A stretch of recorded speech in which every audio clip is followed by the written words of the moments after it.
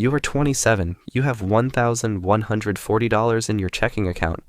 Not because something went wrong this month, just because that's where it lands. After rent, after food, after the car payment, after everything that keeps your life running, you have a job, a decent one. $54,000 a year. You show up, you do the work, you come home. At most evenings, somewhere between 7 and 9 p.m., the thought crosses your mind. I should start something on the side, a freelance thing, an online store, something. You've thought about it for almost a year now. You've watched a few videos, opened a few browser tabs, never quite started. There's always a reason. Too tired, too busy, not the right time. You tell yourself you'll figure it out when things settle down a little. Here's what you don't know yet. Things don't settle down. They just continue. Your mornings follow a pattern. Alarm at 6:48, coffee, commute. 8 hours at a desk that isn't yours, in a building you don't own, working on goals that belong to someone else. You're not miserable. That's the thing. You're not miserable.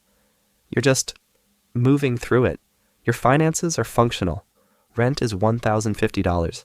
You put $180 a month into a savings account that you occasionally pull from.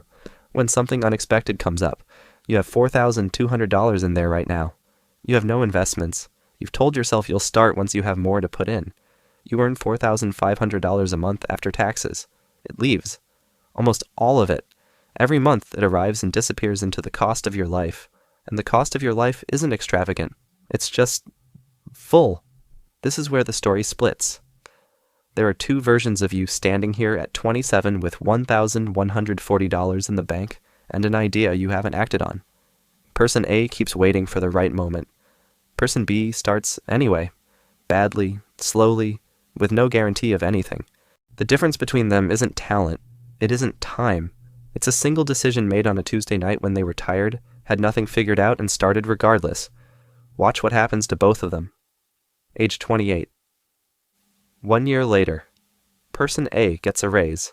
$57,000 now. It feels like progress. The extra $200 a month gets absorbed into life almost immediately. A nicer gym, eating out a little more. The savings account sits at $4,800. The side income idea is still there, somewhere in the back of their mind. Still not the right time. Person B spent the last year building something small. A freelance service, a digital product, something that took evenings and weekends and a lot of false starts. For the first 9 months, it earned almost nothing. $80 one month, $210 the next. It felt pointless. They almost quit in month 7, but they didn't. By month 12, it's pulling in $620 a month. It's not life-changing, but it's real.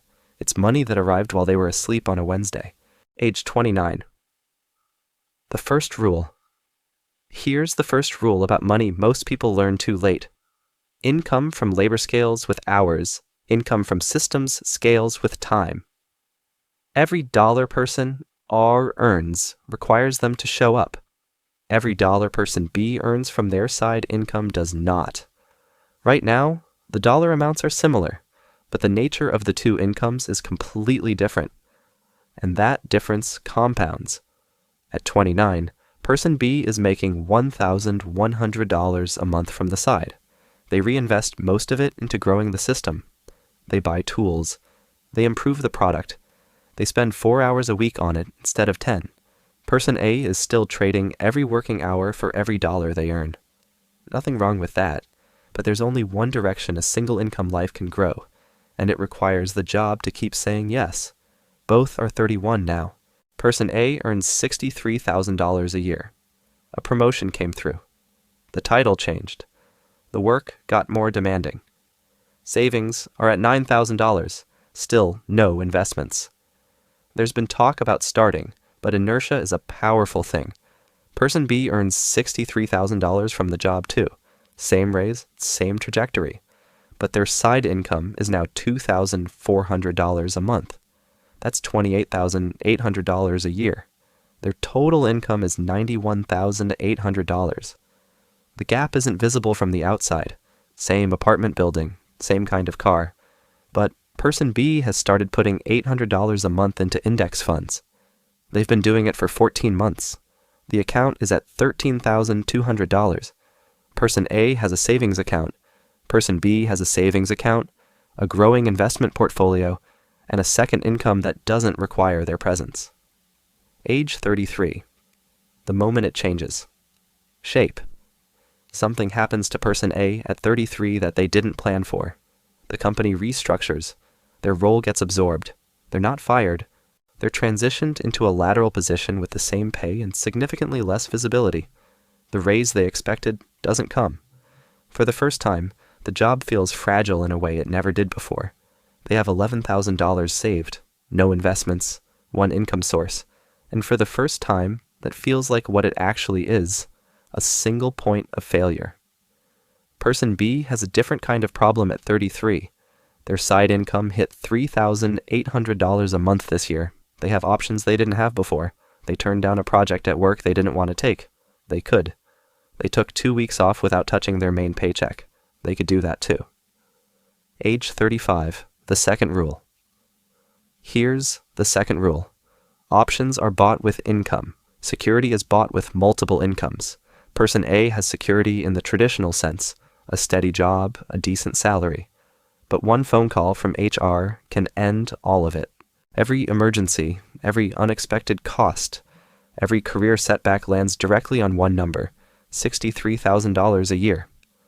Person B has income from 3 places now: the job, the side business, which generates $4,200 a month, and investments that have been quietly compounding for 6 years, now worth $74,000, throwing off small but real returns.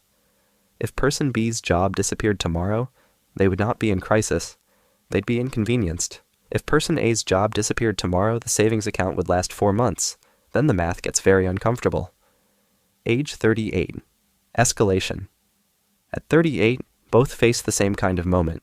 A serious life decision that costs serious money. Person A's car dies. The repair is $3,400. Their savings take a significant hit. They consider pulling from the emergency fund. They start thinking about a side income. Seriously this time. But life is busy, the kids are young, and there's never a clean window. Person B uses the moment differently.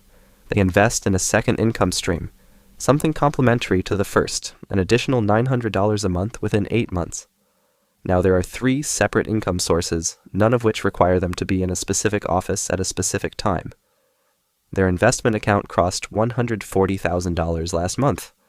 They didn't announce it to anyone. Person A is 40 now. They're earning $74,000 a year. By most measures, they're doing fine. But they've started doing a quiet calculation late at night, the kind you do when you can't sleep.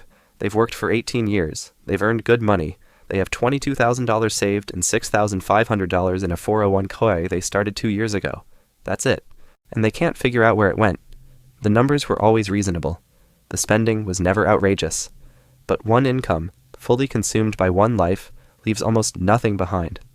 Every year was full. Every year the account reset. The math was never the problem. The structure was. Person A didn't make bad decisions. They made safe ones. And safe, it turns out, is its own kind of risk. It just arrives quietly at 40 in the middle of the night, when the math doesn't add up and the years are already spent. You are still 27. You still have $1,140 in your account. You're still tired on Tuesday nights. The browser tabs are still open. Nothing about your situation is urgent. Nothing about it is dramatic. The job is fine. The life is fine. But somewhere, 2 versions of you are already diverging, quietly, at $620 a month, at $1,100 a month, at $2,400 a month. Compounding not just in dollars, but in options, in breathing room, in the kind of choices you either have or you don't. Person A is not a failure. Person A is just one thing. And one thing, one income, one employer, one stream, is a life built on a single thread. You already know how threads work.